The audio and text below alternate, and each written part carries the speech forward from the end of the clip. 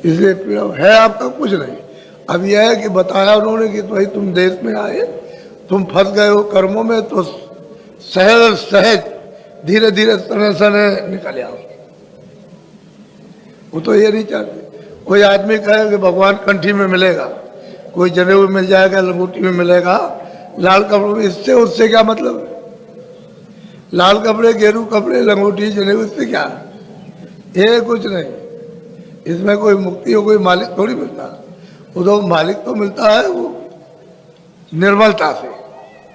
तो जो भी निर्मल हो जाए, छोटा बड़ा कोई भी हो, किसी जात का हो, निर्मल हो जाए, वो मुझे पाले।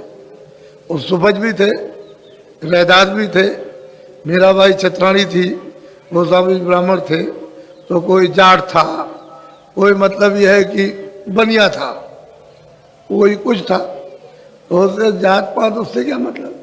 आदमी होना चाहिए जो निर्मल हो जाए, वही मुझे प्राप्त कर सकता। यहाँ तुम जात पात में बंधे पड़े हो कि वो जात पात से मिलता है। जात पात से क्या?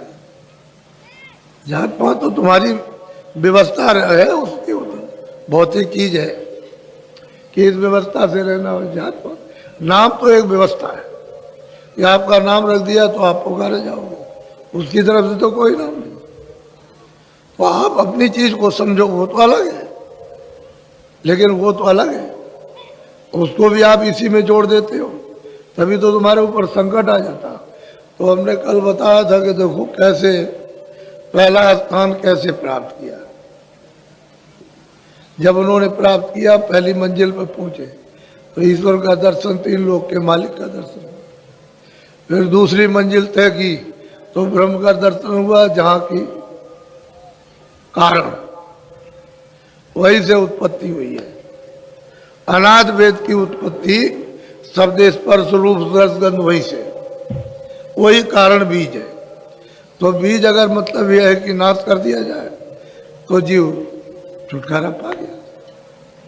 जब तक बीज नाश नहीं होता तब तक किसी मंडल में भी सूरत पहुंच जाएगी तो उसको फिर वापस आना।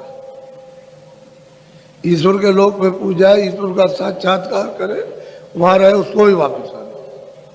फिर ब्रह्मलोक में पहुंचे, लोक में रहे, वहां ब्रह्म का दर्शन करे और उसके बाद में उसको भी लौट के आना।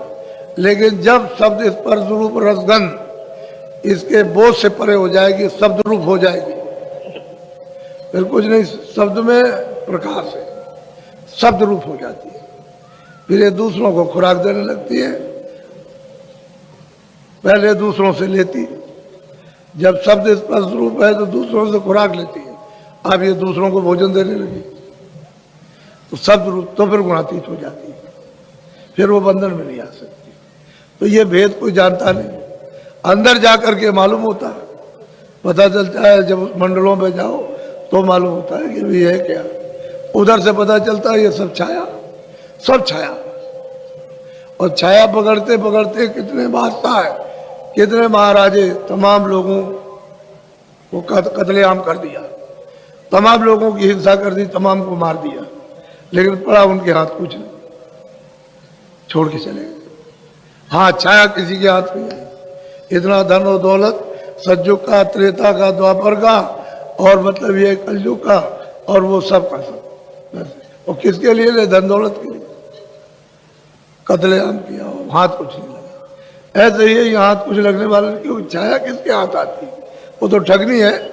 अभी यहाँ बैठ गई ऐसा, और उधर से इकट्ठी होने लगी इधर से। अब देखा कि आपको घमंड और अहंकार आ गया, तो यहाँ से उस गरीब के पास बैठ गई, तो वहां जाने लगा, ये रोने लगा कि जा रही है, जा रही। पहले तो जब नहीं था रो रहा था, और जब आ गई तो घमंड अहंकार में अब जा रही, तो अब रोने लगा, वो हंसने लगा। वो पहले रो रहा था और फिर हंसने लगा।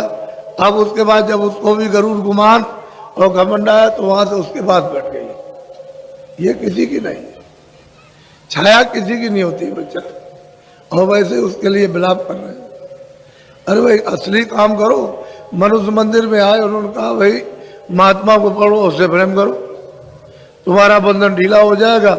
वो युक्ति बता देगा, तुम अंदर चल पड़ो, उससे मदद ले लो, घर की तरफ चलो और अपने घर में पहुंचो। यहाँ कहाँ तुम्हारा घर है, सब परदेश है।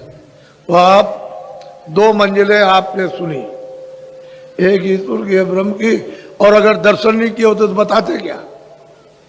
दर्शन किए तभी तो बताया। और तीसरी मंजिल है पार ब्रह्म की। ये 2 ईश्वर ब्रह्म की 2 मंजिल प्राप्त कर ली। अब पार ब्रह्म की मंजिल है, उसको भी जरा सुन लीजिए, ताकि आपको पता तो चल जाए कि भाई इतनी मंजिलें मुझे पार करके जाना है। तो किसी का कोई विरोध थोड़ी है, अरे भाई उसके बाद जाओगे उसका दर्शन होगा, भाई आप उसके अनुकूल चलो तो क्यों बाधा पहुंचाए? जब आप उसके नियम के अनुकूल चलोगे, जो विधान बनाया, तो फिर वो बाधा क्यों डालेंगे? बाधा तो तब डाली जाती है जब आपने उसका उल्लंघन किया। आप उसके अनुकूल नहीं है, कोई बाधा नहीं। भाई कानून तो इसलिए बनता है कि आप कोई खराब काम मत करो, अच्छा करो। तो कानून किस बात का, कोर्ट कचहरी किस बात की? जब सब अच्छा काम करने लगे, कोर्ट कचहरी उठ जाएगी कि कोई बुरा करने वाला है ही नहीं, तो यहां बैठ के क्या करेंगे? ऐसा समय कौन बिताएगा? इसलिए उसके नियम के अनुसार चलो, तो कोई बाधा नहीं किसी तरह की। तो इन लोगों ने कोई अब नियम के अनुसार चले, कोई बाधा नहीं, अब चलते गए, उनका भी दर्शन, उनका भी दर्शन। अब आप तीसरी मंजिल की बात सुन लीजिए, बोलो। अब चली थी सर पर खोल, सोन मंडल का सुन लिया। अब ये जब ब्रह्म स्थान पर जब वो पहुंची, वहां साक्षात्कार हो गया। अब ये कर्म बीज है, जहां से उत्पत्ति हुई है बीज की, वहां जाकर के पहुंच गई। और उधर से आवाज आई है तीसरी मंजिल से, ये तो त्रिकुटी स्थान है ब्रह्म का, और वो स्थान है मतलब पार ब्रह्म का 10वां द्वार, उसको सुंड भी कहते हैं, सुंड मंडल। वैसे 10वां द्वार है, उसमें पार ब्रह्म विराजमान। तो कहते हैं उनका बोल, उनकी आवाज आने लगी। तो कहते हैं 2 पर्दे पार करके तीसरे पर्दे की तरफ चली, क्योंकि उधर से बड़ी कशिश आवाज किगरी सारंगी की बजती हुई, इतनी अद्भुत कि सुरतें उस आवाज को सुन करके नाचने लगती और नाचती है। तो अब यहां पर जैसे ही आवाज सुनी, तैसे ये बीज जला, नाश हो जाएगा। ऐसे ही जैसे ही आवाज को सुना और पकड़ा और चली उधर से, बस बीज खत्म। नीचे जितने भी गगन, जितने भी मंडल, ये सब छोड़े। इनके मंडल, इनका राज अलग है, ब्रह्म का राज अलग है, ईश्वर का राज अलग। जहां ब्रह्मा विष्णु महादेव रहते हैं उनका राज अलग, और यहाँ अलग अलग राजाओं का खंड राज, इतना तुम्हारा, इतना तुम्हारा, इतना तुम्हारा, ऐसे मतलब। तो ये सब छोड़ दिया। अब उधर चली उधर, बोलो। 10वां द्वार तेज प्रकाश, छोड़े नीचे गगन आकाश। अब जो देख रही है सूरत कहती है भाई वो 10वां द्वार है, तेज प्रकाश, बहुत तेज है, लेकिन बहुत शीतल। प्रकाश बहुत तेज है, बहुत शीतल है, ठंडा। वहां गर्म नहीं, गर्म तो कोई नहीं है, लेकिन बहुत शीतल, बहुत तेज। इन दोनों से बहुत तेज।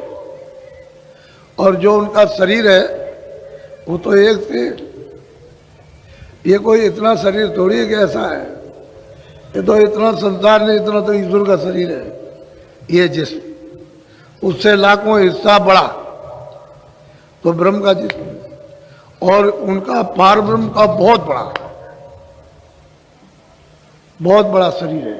तो ये शरीर नहीं है जिसमें मलबूत्र होता है, वहां मलबूत्र का कोई नाम निशान नहीं। जब ये हाड़ बात का ही नहीं है तो किसी तरफ से भी देखिए, बस रोशनी रोशनी, प्रकाश ही प्रकाश, नूर ही नूर बरसता है। अब वो कहते हैं कि जब मैंने उसको पकड़ा, उस बोल को, उस आवाज को पकड़ा, उस शब्द को पकड़ा, उस नाम को पकड़ा, उस बाजे को, तो क्या देखता हूं कि 10वां द्वार है और बहुत तेज प्रकाश, बहुत तेज रोशनी। बोलो। मान सरोवर किए स्नान। अब वो सूरत कहती है कि जब मैं उधर गई तो मैंने किया, बड़ा भारी मानसरोवर है, इतना बड़ा मानसरोवर है कि ये जितने आपके अगर एक एक कण का एक एक लोक मृत लोक बना दिया जाए तो ये सब उसमें डाल दीजिए, सब उसमें समा जाएगा।